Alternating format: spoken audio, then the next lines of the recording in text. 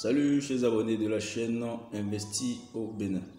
Si tu es nouveau sur cette chaîne, je te souhaite la bienvenue. Surtout, n'oublie pas de t'abonner et d'activer la cloche de notification pour ne rien louper de nos prochaines vidéos. Aujourd'hui, nous allons parler d'un sujet très poignant, un sujet qui, à mon avis, mérite réflexion, un sujet que une question que beaucoup de personnes se posent, beaucoup de jeunes se posent après leur formation, que ce soit universitaire, et pour ceux qui veulent plus continuer, bien sûr, il y a beaucoup de personnes qui se posent cette question. Quelle est la question exactement? C'est la question de savoir, est-ce qu'on peut entreprendre avec 0 francs? Et cette question, nous allons essayer de l'aborder aujourd'hui. Je vais vous donner mon point de vue. Et puis, à la fin de cette vidéo, surtout, n'oublie pas de mettre dans les commentaires ton point de vue, peu importe le pays dans lequel tu te trouves, peu importe l'endroit où tu te trouves, essaie de mettre en commentaire ton avis par rapport à ça. Sans plus tarder, nous allons directement au vif du sujet. Et donc, est-ce qu'on peut entreprendre avec 0 francs? C'est une question vraiment pertinente. Une question qui, à mon avis, la réponse peut être diverse, mais avant de donner une réponse très claire, je vais essayer quand même de vous dire ce que j'en pense. Peut-on entreprendre avec 0 francs? C'est une question un peu piège. Parce que pourquoi? Lorsqu'on dit est-ce qu'on peut entreprendre avec 0 francs, ça ne veut pas dire qu'en réalité il ne faut rien avoir en poche pour se lancer. C'est pas possible. C'est pas du tout possible. Ce qu'on doit comprendre, ce que les jeunes doivent comprendre, c'est quoi? C'est que lorsqu'on dit entreprendre avec 0 francs, ça veut tout simplement dire que vous pouvez déjà commencer avec ce que vous avez à votre disposition. Commencez là où vous êtes, avec les moyens de bord. C'est juste ce que ça veut dire. De manière simple, lorsqu'on parle de se lancer, entreprendre avec 0 francs, ça veut tout simplement dire se lancer à partir de rien, juste avec le moyen de bord. Aujourd'hui, il y a beaucoup de jeunes qui, après leur formation universitaire, après leur étude, font des projets. Ils vont rédiger un projet en bonne et due forme, un projet qui vaut des millions avant d'être lancé.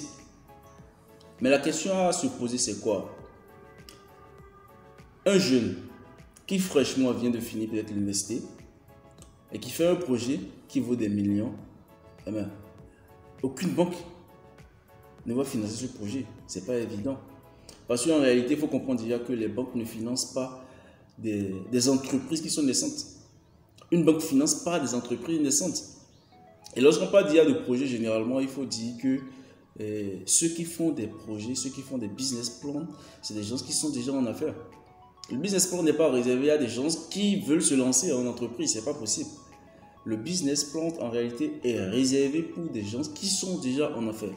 Des gens qui ont déjà fait le pro sur le terrain, c'est eux qui se permettent peut-être de s'asseoir pour faire un business plan, histoire d'avoir le capital qu'il faut et pouvoir essayer d'agrandir un peu le truc qui est là. Et comprenez automatiquement que aucune banque ne va vous confier la gestion de ses sous à quelqu'un qui vient juste de se lancer, quelqu'un qui n'a aucune expérience dans le domaine. C'est pas possible du tout. Aucune banque ne fera. Même votre propre frère, quand vous aurez fini votre formation, montez un dossier et remettez juste à votre propre frère. Même votre propre frère ne va jamais oser mettre ne serait-ce qu'un franc dans votre projet, si c'est pertinemment que vous ne basez que sur de la théorie. Et beaucoup de jeunes le font. L'expérience a montré que avant, lorsque les étudiants finissaient l'université, il y avait un fonds qui était réservé dans ce cadre-là. Et comment ça se passait en fait, lorsque l'étudiant finit, je prends le cas de l'agronomie, tu finis par exemple tes études universitaires en agronomie, tu montes un dossier, et ici au Bénin, on t'oriente directement vers la NPE, Agence nationale de la promotion de l'emploi. Vous allez déposer le dossier, vous remplissez un formulaire où vous devrez accrocher emploi indépendant. Vous déposez votre dossier, on vous appelle, après vous passez au niveau du FNPEJ, vous touchez les sous. Mais dans les premières personnes qui ont bénéficié de ces fonds, ils en ont fait n'importe quoi. Il y a d'autres qui, après avoir reçu les sous, sont partis s'acheter une moto et ont commencé par faire la belle vie. Il y a d'autres qui ont pris ça pour aller doter des femmes. Et c'est comme ça. Aujourd'hui, les sous qui étaient censés être utilisés à bon escient et remboursés pour permettre à d'autres personnes d'en bénéficier, ça n'a pas pu le faire. Et donc, du coup, aujourd'hui, la procédure a carrément changé. Les jeunes qui finissent leur formation après, aujourd'hui, n'ont plus cette chance-là. Parce que les premiers en ont fait du n'importe quoi. Donc déjà, mettez-vous en tête que lorsque vous voulez vous lancer en entreprise, il est même jamais conseillé aux gens, la plupart du temps, d'aller avec des emprunts. Vous pouvez commencer déjà avec les moyens de bord. Écoute, il y a des gens aujourd'hui, il y a des jeunes aujourd'hui qui tous les week-ends sont dans des boîtes de nuit et qui attendent que l'État lance un recrutement pour aller déposer les dossiers. Mais c'est du n'importe quoi. Il faut vraiment que ça change. Il y a des jeunes qui aujourd'hui, tous les soirs, vont dans des buvettes pour prendre de la bière. Mais ils ont de l'argent à chaque fois pour prendre de la bière. Mais ils n'ont pas de l'argent pour entreprendre, pour lancer une entreprise, pour lancer une activité. Vous allez voir des gens qui vont faire des demandes d'emploi et quand vous voyez leur portable même, le portable même coûte des centaines de mille. Un jeune qui a un portable de 200 000 francs et qui est en train de chercher de l'emploi. Mais comment vous comprenez ça? C'est pas possible ça. C'est pas possible. Tu as 200 000 francs que tu investis dans l'achat d'un portable et tu es là en train de demander de l'emploi. Mais c'est pas sérieux. C'est pas sérieux du tout. Donc je pense que vous faites cette manière de réfléchir que les jeunes ont, il faut que ça change. Il faut vraiment que ça change. L'Afrique n'a pas besoin de ça. Il faut vraiment que nous nous prenions en charge. Commence là où tu es, avec ce que tu as. C'est vrai que le domaine de l'entrepreneuriat aujourd'hui, c'est vraiment pas donné à n'importe qui. Tu vas te cogner la tête. Et il ne compte sur personne. La seule chose dont tu as besoin pour réussir, tu as besoin de la discipline. C'est de la discipline dont tous les jeunes ont besoin pour vraiment réussir. L'accompagnement viendra après. Lorsque tu commences, et tu commences par faire tes preuves, les gens viendront petitement. Tu les verras derrière. Et c'est ce qui se remarque aujourd'hui. En début, tu verras personne derrière toi. Tu verras personne derrière toi. Durant tes moments de galère où tu seras en train de galérer, personne tu verras derrière toi. Et c'est ça, mais ça paye toujours.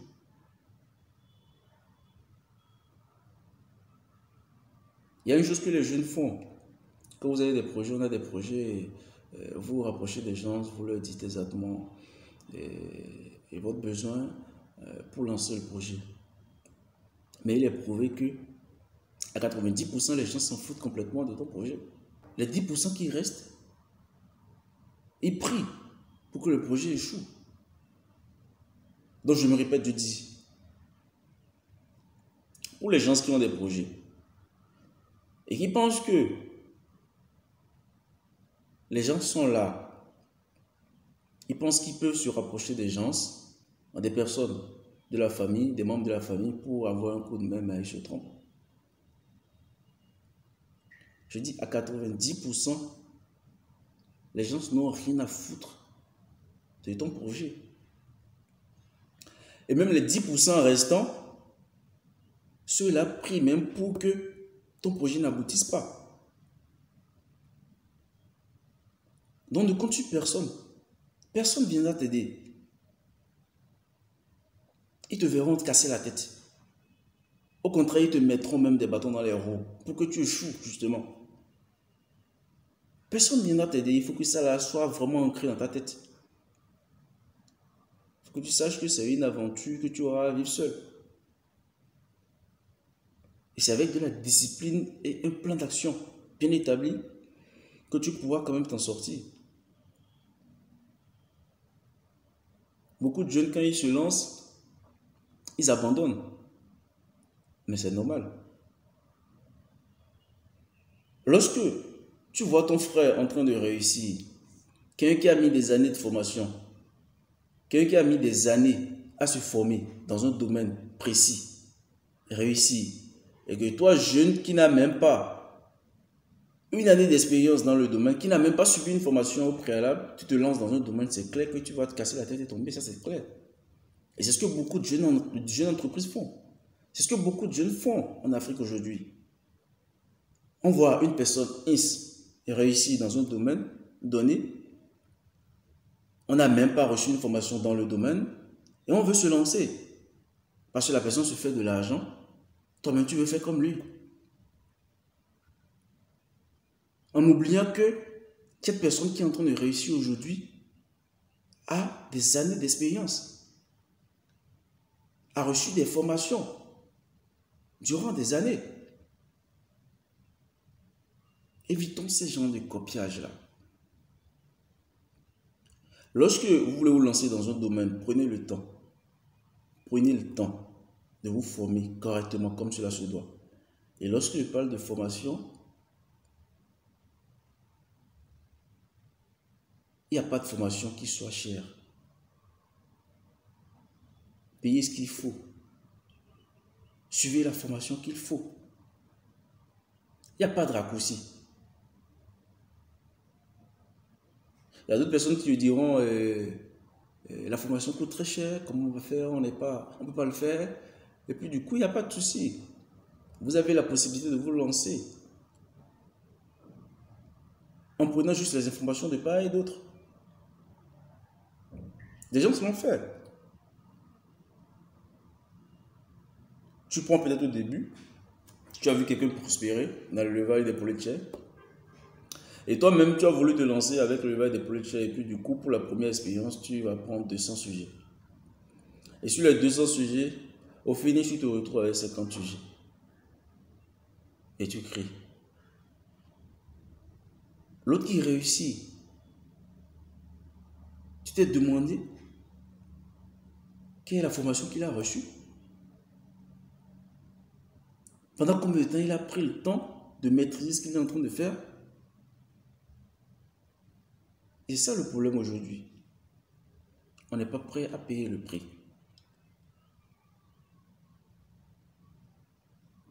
Tu aurais évité ce problème en prenant juste une formation de qualité avant de te lancer.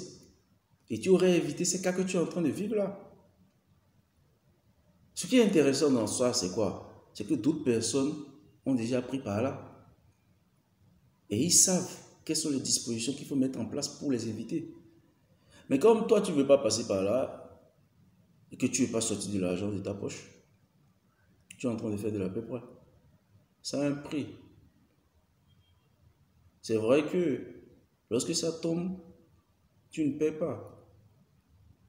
Un entrepreneur ne joue jamais. Même quand il y a échec, tu apprends de tes erreurs. C'est ça qui fait même la force d'un entrepreneur. Donc, pour conclure, lorsqu'on parle d'entreprendre avec 0 francs, ça veut tout simplement par dire que on peut entreprendre sans rien dans la poche. Ça veut juste simplement dire, ça veut juste dire que on peut déjà se lancer juste avec le minimum. Vous pouvez vous lancer déjà avec les moyens du bord. Écoute, toi jeune qui me suis, tu as 10 000 francs, tu as 50 000 francs. Lance-toi là où tu es, avec ce que tu as. Et petitement, tu vas grandir. On ne grandit pas du jour au lendemain.